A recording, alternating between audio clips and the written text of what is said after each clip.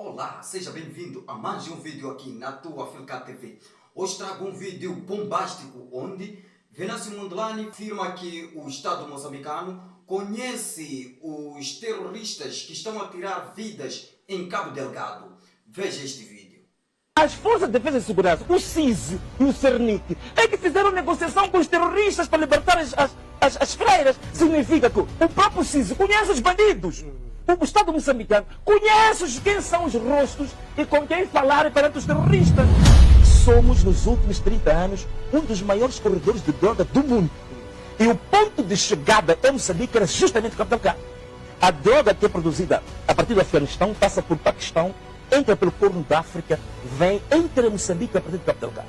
E isto é feito nos últimos 30 anos. O governo sabia disso. As pessoas do terrorismo no Cabo Delgado, os comandantes, são conhecidos. Em Cabo Delgado, eles sabem quem são. Você conhece jornalistas que têm contato de comandantes do terrorismo, que costumam ligar para eles e fazer entrevistas. As pessoas são conhecidas. O termo terrorista já foi usado para identificar a Frelimo. A Frelimo já foi chamada de terrorista. A Renamo também já foi chamada de terrorista. Nós somos, nos últimos 30 anos, um dos maiores corredores de droga do mundo. E o ponto de chegada em Moçambique era justamente Cabo Delgado. A droga que é produzida a partir do Afeganistão passa por Paquistão, entra pelo Corno da África, vem, entra em Moçambique a partir de Cabo Delgado. E isto é feito nos últimos 30 anos. O governo sabia disto. Mas a grande questão é que o crime organizado estava ligado também a altas figuras das Forças de Defesa e Segurança. Significa que aqueles que deviam garantir a segurança do país eram os promotores e protetores do crime organizado ligado à heroína que vinha do Médio Oriente. Então, tudo isto, o crime organizado ligado à exploração dos recursos naturais, o crime organizado ligado aos corredores de droga mundiais, tudo isto, e com grandes contingentes de pessoas que vinham dos grandes lagos, que vinham do Corno da África, isto criou em Cabo Delgado uma espécie de um país dentro de outro país. E, por outro lado, a falta de investimento do próprio Estado, digamos, em termos de educação, em termos de saúde, em termos de serviços básicos, isso também criou um sentimento de exclusão completa daquela população. Então, o que isto acaba criando? Isto acaba criando condições objetivas para que, quando começa a grande escalada dos recursos naturais, haja aqui uma população que não se identifica nem tão pouco com o Estado oficial. Esta população está mais inclinada a formar o seu próprio Estado do que se inserir no Estado oficial, sobretudo quando começa a questão da escalada dos recursos naturais. Então, aqui é que está, digamos, uma base que é preciso nós analisarmos e termos consciência de que isto também é um dos fatores propiciadores para que haja muitos jovens que se associam a esta causa. É por isso que, por exemplo, o Estado moçambicano tem problemas muito sérios em termos de serviços secretos. Por quê? Porque os serviços secretos de Cabo Delgado, boa parte das pessoas que foram recrutadas em Cabo Delgado para fazer parte dos serviços secretos, estão intimamente ligados com o próprio crime organizado, que é o negócio dos seus pais, o negócio dos seus avós. Esta economia paralela que se criou lá, os próprios serviços secretos também estão ligados a ela. As Forças de Defesa e Segurança também estão ligadas a ela. É por isso que é muito difícil a penetração em Cabo Delgado. Agora, deixa-me só falar de um aspecto. O que se fala muito do Al-Shabaab é que o Al-Shabaab, dizem que o Al-Shabaab vem do Quênia ou vem do Médio Oriente, por aí fora. O Al-Shabaab está em Cabo Delgado. Escuta bem, você que está aí em casa. Repara bem nisto. O Al-Shabaab está em Cabo Delgado desde a década de 90. O Al-Shabaab é uma seita que se instalou em Nangade. Atenção a isso, vocês estão estudantes, para irem consultar. Em Nangade, em 1989. Só que era uma seita que, em certa medida, não fazia ataques. Mas eles tinham uma forma de islão, que era um islão paralelo ao islão que era reconhecido pela globalidade dos muçulmanos em Moçambique.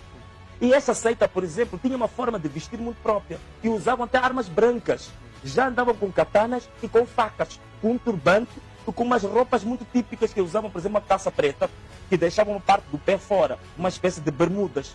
E esta forma deles vestirem, andavam armados com armas brancas, que eram katanas e facas, e também eles não aceitavam o islão que era praticado em Moçambique.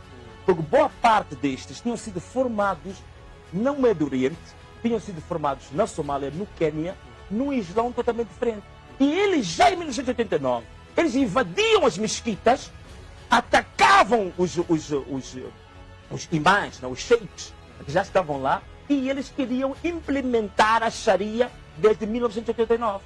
O Conselho Islâmico já tinha alertado as autoridades nacionais de que em 1989, na década de 90, estava-se a formar um grupo extremamente perigoso em Cabo Delgado, que queria implementar um Islão extremista. Eles tinham uma forma de Islão que tendia para um extremismo violento. Isso em 1989, 1990. O governo moçambicano tinha essas informações, nunca agiu.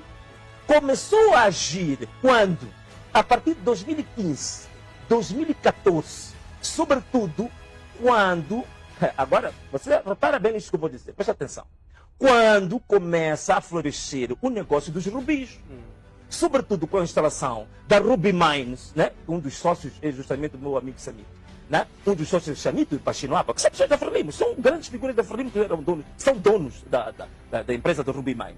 Quando eles começam a querer quebrar uma economia criminosa que vinha há 30 anos, e eles começam a expulsar numa área de mais de 10 mil hectares, onde estavam garimpeiros do Congo, da Somália, do Quênia e até do Médio Oriente, que estavam lá. E eram centenas, eram milhares. A Ruby Mines começa, usa a força, a FIR, que é a Força de Intervenção Rápida, para os torturar, para os fuzilar, para os aniquilar. Isso em 2014, 2015. É uma economia criminosa, ilegal, de contrabando, que estava há 30 anos. E o governo sabia disso. Aqui que começam os problemas. É por isso que a partir de 2015, o Al-Shabaab, que estava desde 1990, que só usavam katanas e facas, mas não faziam mal a ninguém, em 2015 começam os primeiros treinamentos militares do Al-Shabaab. Nos quintais de Macomia, nos quintais da Mocimba da Praia, começa a formação militar em 2015. Formação militar do Al-Shabaab.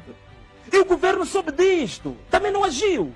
E de 2015, em 2017, eles estavam militarmente preparados. Em 2017 começa o primeiro ataque. E até hoje, a coisa foi encrudescendo. Bem, estou a contar isto para perceber um pouco o historial de como é que o Al-Shabaab, de que tanto se fala, se instalou em Cabo Delgado. E que condições propícias foram criadas em Cabo Delgado para se instalar o Al-Shabaab.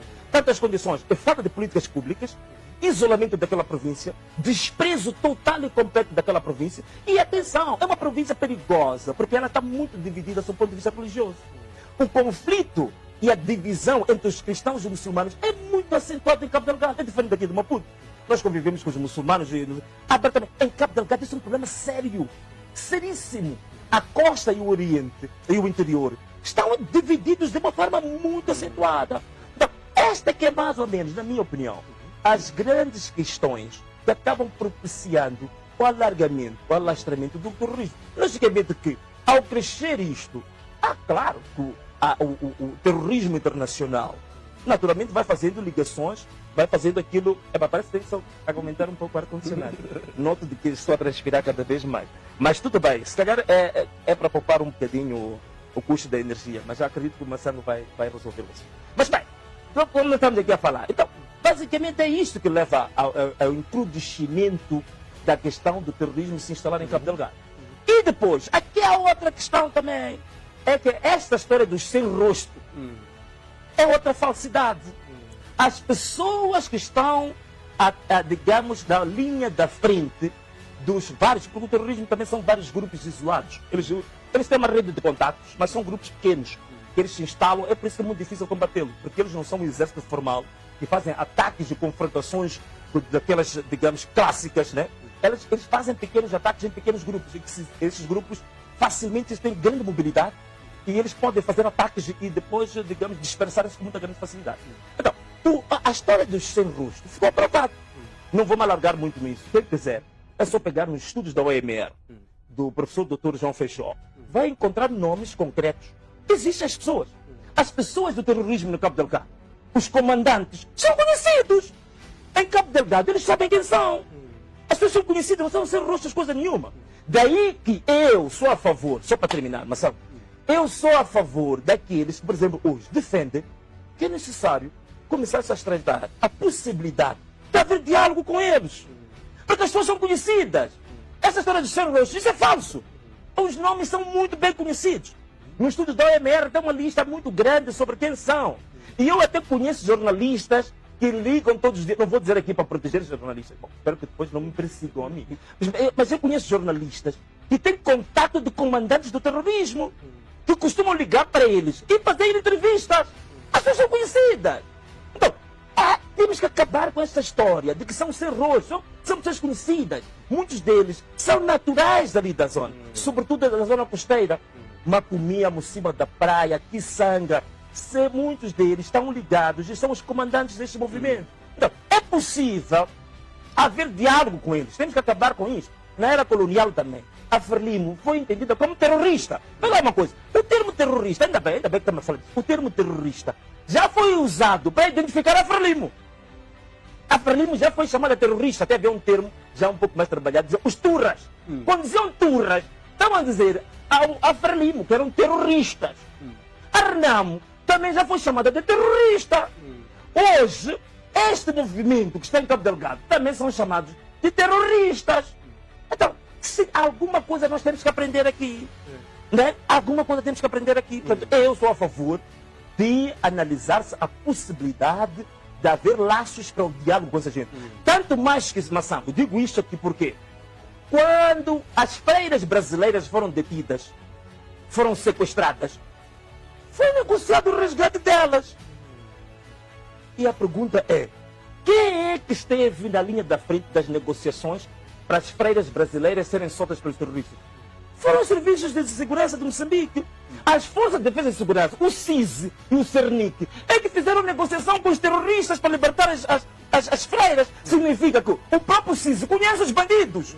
O Estado moçambicano conhece quem são os rostos e com quem falar perante os terroristas.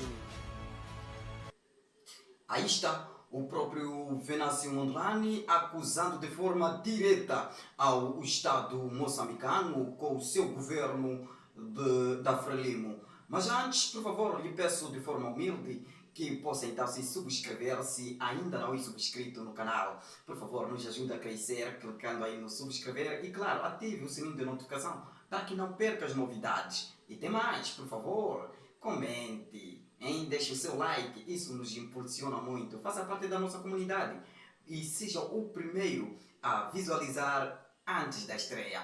Pois então, o próprio Venâncio Mondlane deixa aí bem claro que não se faz, ou seja, não faz sentido um Estado como este que deixa, de certa forma, as coisas assim em Cabo Delgado e que nada muda para resolver com as forças que tem, mas que continuem assim. E ele aí diz que essa CERNIC, ou seja, o CERNIC, o Serviço Secreto, deve estar de certa forma envolvida, sabe dos assuntos e que o governo moçambicano também está envolvido, ou seja, sabe, conhece os terroristas, pois são com eles com quem conversam, com quem negociam.